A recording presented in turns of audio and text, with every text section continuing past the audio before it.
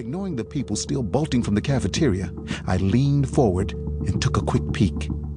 Mixing bowls had spilled off the stainless steel counters, throwing flour and eggs across the cement floor. Nothing moved, and I could detect no one inside. Samson took a longer look from the opposite angle. His face almost immediately screwed up. "2 wounded," he hissed. "The cook, Teresa, and a nun I've never seen before." "How bad?" "There's blood all over Teresa's white apron. Looks like the nun's hit in the leg. She's sitting up against the stove with a big pool below her. Femoral?" Samson took another look and said, "It's a lot of blood." "Cover me," I said. "I'm going in low to get them." Samson nodded. I squatted down and threw my shoulder into the door, which swung away. Half expecting some unseen gunman to open fire, I rolled inside.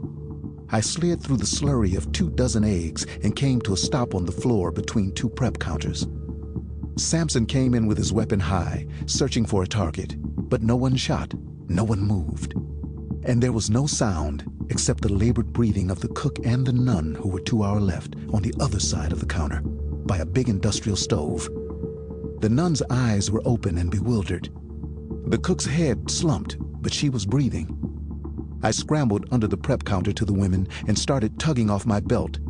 The nun shrank from me when I reached for her. "I'm a cop, sister," I said. "My name is Alex Cross. I need to put a tourniquet on your leg, or you could die." She blinked, but then nodded. "John," I said, observing a serious gunshot wound to her lower thigh. A needle-thin jet of blood erupted with every heartbeat. "Right here," Samson said behind me. "Just seeing what's what." "Call it in," I said as I wrapped the belt around her upper thigh, cinching it tight. "We need 2 ambulances, fast." The blood stopped squirting. I could hear my partner making the radio call. The nun's eyes fluttered and drifted toward shut. "Sister," I said. "What happened? Who shot you?"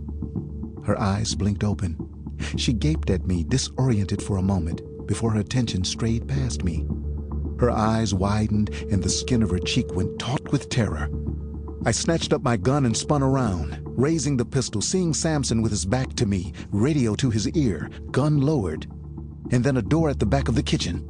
It had swung open, revealing a large pantry. A man crouched in a fighting stance in the pantry doorway. In his crossed arms, he held 2 nickel-plated pistols, one aimed at Samson and the other at me. With all the training I've been lucky enough to receive over the years, you'd think I would have done the instinctual thing for a veteran cop facing an armed assailant, that I would have registered "man with gun" in my brain, and I would have shot him immediately. But for a split second, I didn't listen to "man with a gun," because I was too stunned by the fact that I knew him, and that he was long, long dead. Chapter 3. In the same instant, he fired both pistols.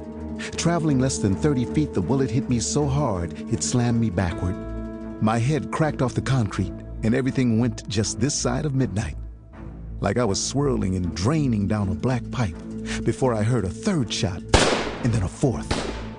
Something crashed close to me, and I fought my way toward the sound, toward consciousness, seeing the blackness give way, disjointed and incomplete, like a jigsaw puzzle with missing pieces. 5, maybe 6 seconds passed before I found more pieces, and I knew who I was and what had happened. 2 more seconds passed before I realized I'd taken the bullet square in the Kevlar that covered my chest. It felt like I'd taken a sledgehammer to my ribs and a swift kick to my head. In the next instant, I grabbed my gun and looked for John Samson, sprawled on the floor by the sinks, his massive frame looking crumpled until he started twitching electrically, and I saw the head wound. "No!" I shouted, becoming fully alert and stumbling over to his side. Samson's eyes were rolled up in his head and quivering. I grabbed the radio on the floor beyond him, hit the transmitter and said, "This is Detective Alex Cross. 1000, repeat, officer down, Monroe Avenue and 12th, northeast. St. Anthony's Catholic School kitchen. Multiple shots fired, 1052s needed immediately. Repeat, multiple ambulances needed, and a life flight for officer with head wound. We have ambulances and patrols on..."